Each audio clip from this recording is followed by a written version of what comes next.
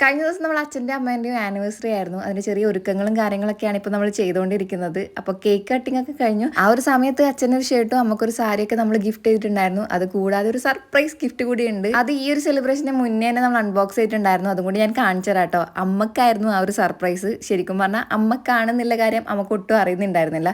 അമ്മക്ക് മാത്രമായിട്ടാണോ എന്ന് വെച്ചാൽ അങ്ങനെയും പറയാൻ പറ്റൂല. എന്താണെന്നുള്ളത് കാണിച്ചു തരാം. ഈ ഒരു വലിയ പെട്ടിയിലാണ് കേട്ടോ ആ സാധനം വന്നിട്ടുള്ളത്. അപ്പോൾ ഈ ഒരു സമയം വരെ അമ്മക്ക് ഇത് എന്താണെന്ന് അറിയില്ല. കാരണം എപ്പോഴും ഇതുപോലെ ഓൺലൈനിൽ സാധനം വരുന്നതുകൊണ്ട് തന്നെ അമ്മ ഇപ്പം അത് വലിയ കാര്യമായിട്ട് എടുക്കാറില്ല. ഞങ്ങൾക്ക് എന്തെങ്കിലും വരുന്നെന്ന് മാത്രമേ വിചാരിക്കാറുള്ളൂ.